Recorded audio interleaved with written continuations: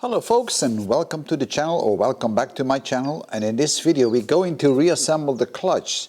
You might remember that in the previous part we had a problem with a stuck clutch, so we tried all kind of methods to replace or get that clutch loose, but we couldn't. So at the end we took the engine out of the car and then we were able to get rid of that stuck clutch. So meanwhile I loaded up all the parts, and now we can actually put the new clutch up, and we will do a couple more things. Because if you're going to replace the clutch, there's a couple of things you need to check extra. Or at least I check extra. And the type of clutch we're going to install is a clutch for a Ford Pinto 2-liter motor together with a Ford Type 9 5-speed gearbox. If you're going to replace the clutch and your engine is already out of your car, then you might as well do a bit of extra work, because it is a big job to take the engine out and then put it back. So why not doing a little bit more, making sure everything is okay. And that's why I always buy a brand new clutch plate, and this is the clutch plate, together with a new pressure plate, and this is the pressure plate. Now the old pressure plate has a bit of wear and tear. It had a small crack in it. Most of the time people will reuse their pressure plate. I don't, because it's not such a high cost, at least not for this vehicle. I also ordered up some new seals. This is a small seal that actually goes onto the gearbox, and I'll show you that in a few minutes and why I had to change that. I have then the bigger seal and a small bearing for the crankshaft, and actually the small bearing, that's where the shaft coming from the gearbox fits into. And then finally I have another seal here to mount the pieces onto the actual gearbox itself. And not to forget a brand new throwout bearing. You always need to get that. So with all this, now we can start and having a look on what we're going to do. And the first task is to verify the disc itself. Is it exactly the same dimensions or not? This is the new one, and here is the old one. Just place it on top. Make sure that it has exactly the same dimensions. You might measure it, check the spindle in the middle, and in my case that's exactly correct. Especially the diameter is important, and the thickness, and all this looks reasonable. Alright. So if you're going to fit the disc onto the pressure group, they have to be aligned, and it can be very difficult if you're trying to bolt down the pressure group or the pressure plate onto the flywheel and having the disc in the middle, because it's going to drop down and shift a bit. And it has to be properly aligned. So make sure that everything is really aligned, and therefore you can use certain tools. But that's not the important part right now. Now what you see here is that the top side here is actually facing the motor, and that's the wrong direction. The part that sticks out typically fits towards the gearbox. So keep that in mind, that you don't mount it this opposite. In many cases you will find a marking actually on the disc, this side flywheel or something like that. And the first thing I want to do now is to make sure that the disc is going to be properly aligned with the pressure plate, and for that you can use a tool. I'm going to put the disc and the pressure plate together, and I'm going to keep them together as much as I can, and I will center or align the disc. And for that I'm using what they call a clutch mate, and what that really is nothing else than something that will hold the plate in place.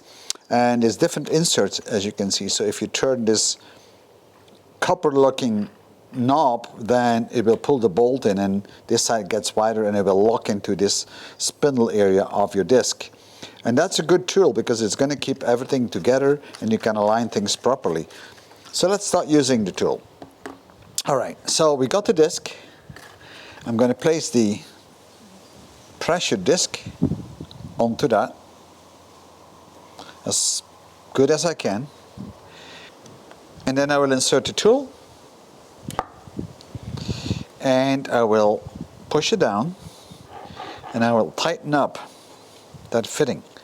So that's going to lock actually the disc into place.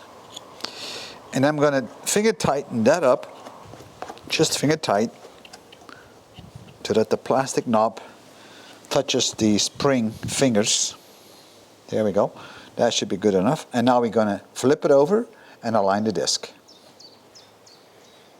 But for that I need to place it on pieces of wood. All right, here we go. And now I can still align the disc. And the more centralized it is, the easier it will be to get it mounted onto the gearbox, because the shaft which is coming from the gearbox will need to go through this hole. So there's a spindle that fits in these grooves, and if the disc is off center, it's going to be a pain in the butt to get it fixed. Alright, now to me that looks already fairly good. You can have a little bit of offset. Now that's good. So now I'm going to tighten up the outer button on the bottom more tight, so I'm pulling this disc against the pressure plate. So now I'm going to tighten this up a bit, not too much, and now everything should be held nicely together. So let me flip this up so you can see it. See, the disc is not falling down anymore and it stays nicely centered. So that way it's so easy to install this pressure plate onto the flywheel, because otherwise you're going to have a lot of issues trying to get this plate centered. I think they call it sometimes a clutch alignment tool. Very handy and actually quite cheap as well. So let me put this aside and then we continue on the rest of the car to look at some more areas that are a little bit more troublesome. The part that you see here is the bell housing, and it sits in between the motor on this side and the gearbox on the back side. And it's housing the whole clutch mechanism, the pressure plate, the clutch itself, and of course the lever that you're going to need to push the throw-out bearing back and forth, or engage or disengage the clutch. Now you probably wonder why I took the bell housing out. Well, in my case it was easy to take it out. There were only 4 bolts, but when I looked at it, when I initially took the engine out, I saw a lot of grease around this area. Now meanwhile I've cleaned it up already. That means that you have somewhere a seal which is leaking or is broken or doesn't work properly anymore.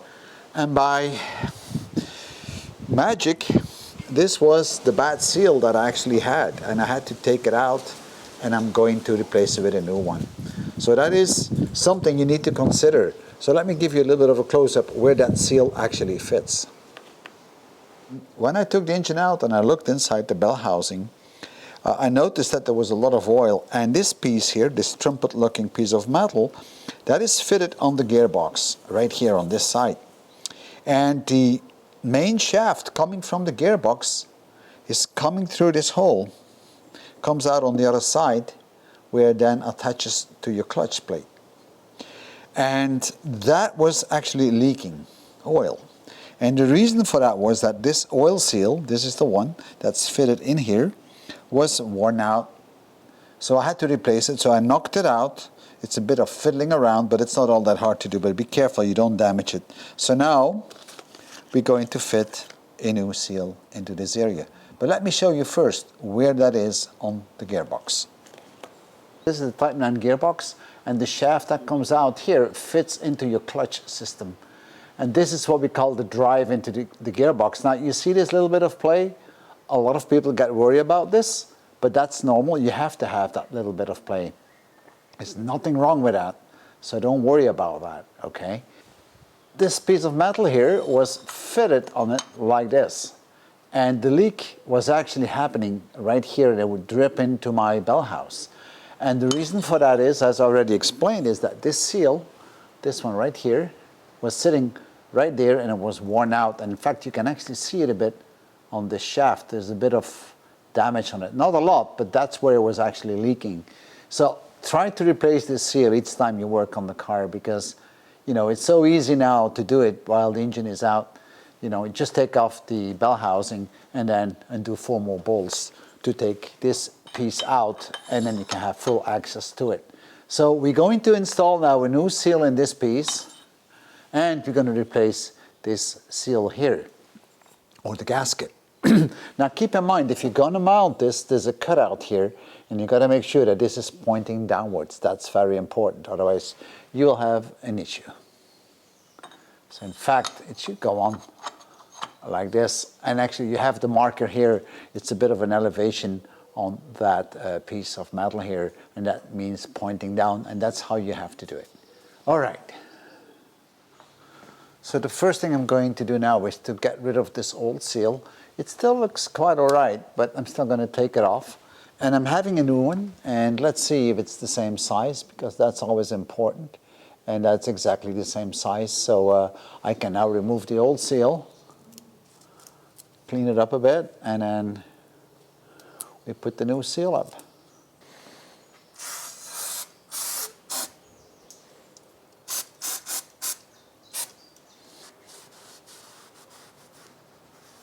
Now this is quite clean, so I don't need to scrape anything off.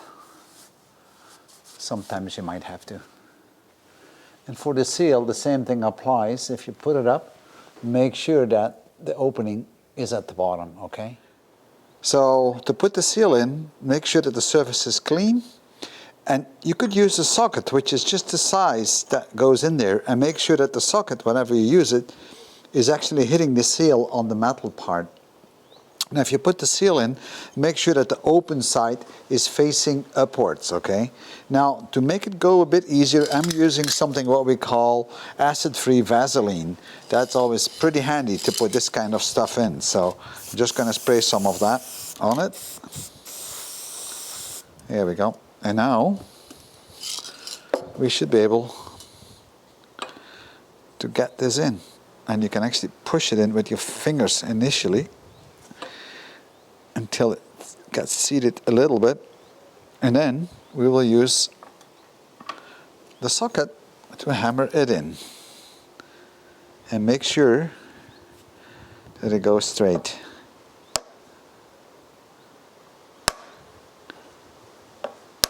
And do it gentle.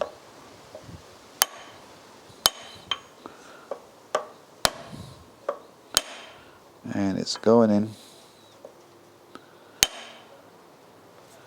Let's see how far we are. A little bit more.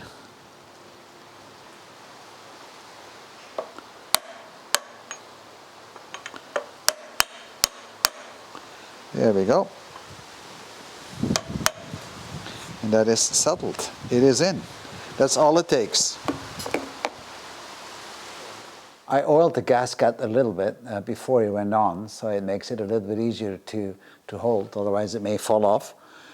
So now we can actually slide on the piece and make sure that this part is pointing downwards, and the same thing for the seal, remember? And then we can try to push it on, and that goes on very smoothly. Let's see, turn it a little bit. All what's left is a couple of screws.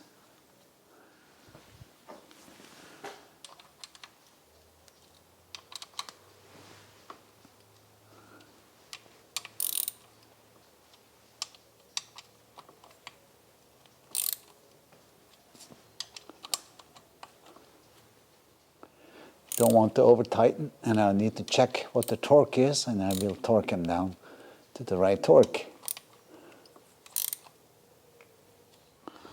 And the next thing we're going to do is to replace this little bearing, which is sitting right in the middle of the flywheel, and that's where the shaft, or the tip of the shaft coming from the gearbox, fits in. You can see this one has already a bit of play, so we're going to replace it with a new one. And that's the new bearing, and let's see if we're going to get the old one out. Now getting this bearing out can be a little bit of a problem, but with this tool it's going to work just fine. Well, let's hope it does. If I tighten up this nut, you will see that this back end will get wider and wider and wider, and then it can grab with these edges behind the bearing, and then we should be able to pull it out. But of course, you can't pull on this with your hand, so I made a homemade tool, and this is my homemade tool, by the way. It's just a threaded rod, and I drilled a hole in the top, put some thread in it, so now I can connect it to that piece once it's in there. And then I have a big socket that I can move back and forth, and at the end, actually I have a washer and a nut, so it's going to hit against it, so it's going to act a bit like a hammer. So hopefully that's going to work. I don't know, I haven't tried it, so let's see if it's going to work. Let's spray it and hope that this is going to work. So let me put this one in first. I'm going to tighten up the nut, and let's see. That should be about it, I think. With this, we should be able to extract it. Yeah, no, that should be okay. Let me turn that in.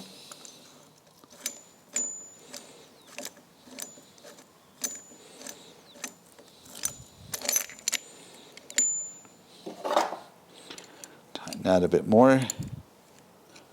So it's really tight in there. And that should be it. So now I should be able to hammer it out.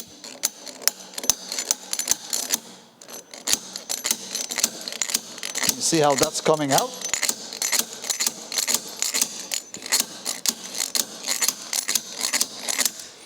And it's out. That just worked like a champ, didn't it? And now we're going to fit in the new bearing and make sure everything is clean. I'm just going to put a little bit of oil on it so it goes in smoothly. Right. Now again, I'm going to use a socket to knock it in, right? So that socket just fits on there. So let's see. First of all, we're going to try to pre-position it and put the socket on it as straight as possible and give it some light ticks. And as you see, it's going in smoothly.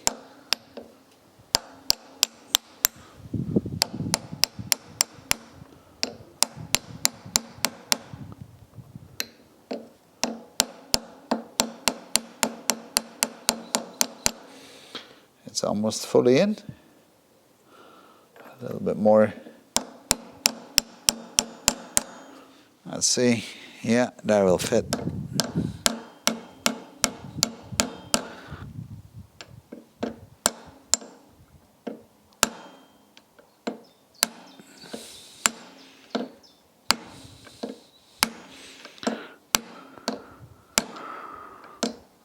And now it's in place. That's pretty good stuff. Fingers are a bit too big for this, but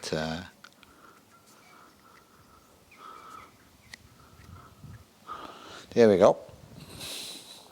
There's one more thing we need to do is check the seal on the crankshaft, and therefore we need to take off the flywheel. I've marked the flywheel so I can place it back in the original position. And now let's undo the nuts and bolts.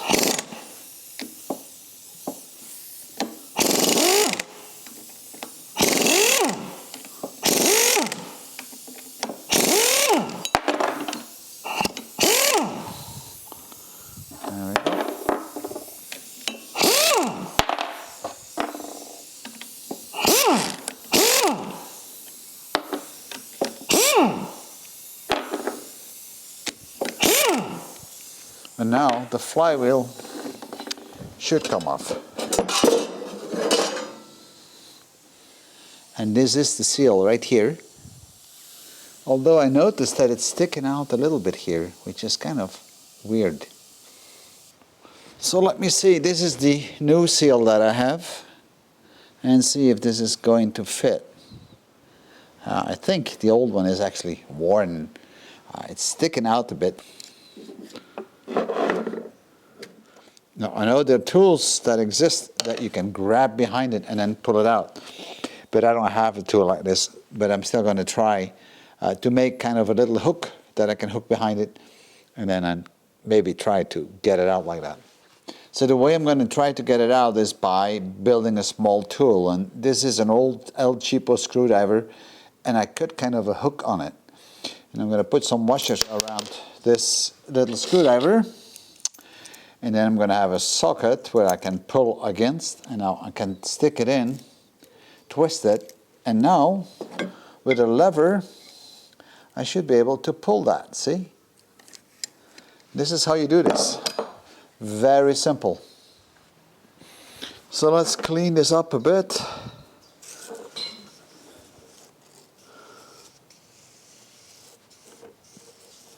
And now we can put the new seal up. And here is the new seal, and that should go in very smoothly. I'm just going to oil it a little bit so it can go in easy. And that we're going to knock in very gently. Also going to put some oil on the inside so it can slide over easier. Because you might need to squeeze that a bit on there. There we go. And now we need to knock that in very gently. And for that, oops, it already flipped in. That was not the intention, of course, because now it's in a not straight. That's not what you want to have. Trying to knock that in. Yep. And now that flipped out on that side. That's good.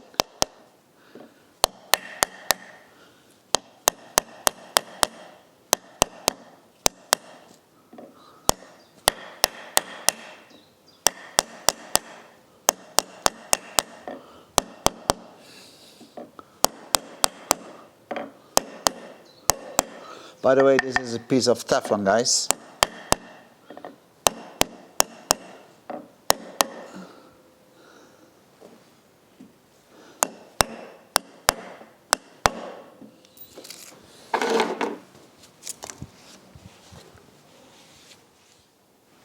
All right, so we're going to bolt on the flywheel and it back in its original position. That's why I had the mark on the top before. I oiled the bolts a little bit. And now we can put it all back together. Now, at the end, I will need to torque them down to 64 Newton meters.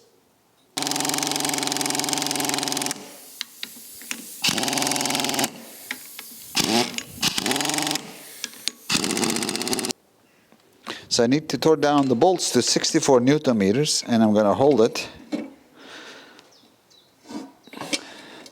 with this bar. That's one.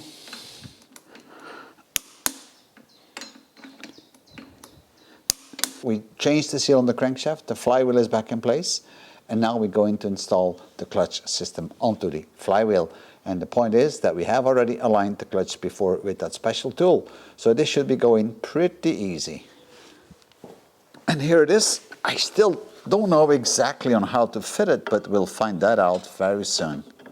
And I think it is like this. And that's how it's supposed to go on there. All I need to do now is put the bolts up and we're done. 6 bolts that go in.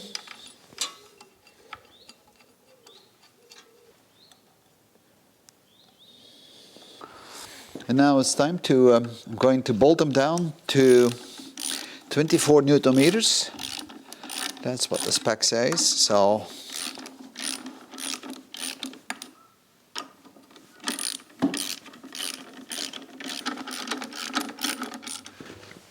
and now we can release this because it's already been put in place and it should be really centered. And if you look inside, then you actually see how nice the center is.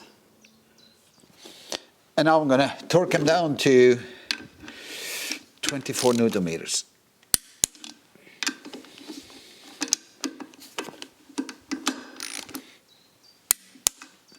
Check it one more time.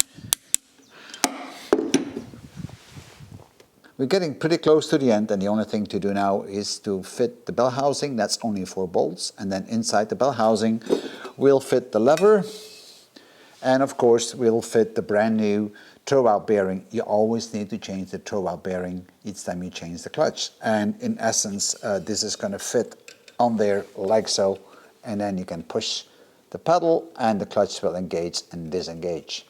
So I'm going to fit all this together now, and then I will mount the engine into the car. I'm not going to show you all this, guys, because that's so simple and straightforward. I hope you enjoyed this video as much as I did, and as you have seen, it's pretty easy stuff to work on. It's a bit more than just changing the clutch, but if you have the right tools, you make some of your own tools, then you can make your life a lot easier. Thank you for viewing, and I'll see you in my next video. Bye bye.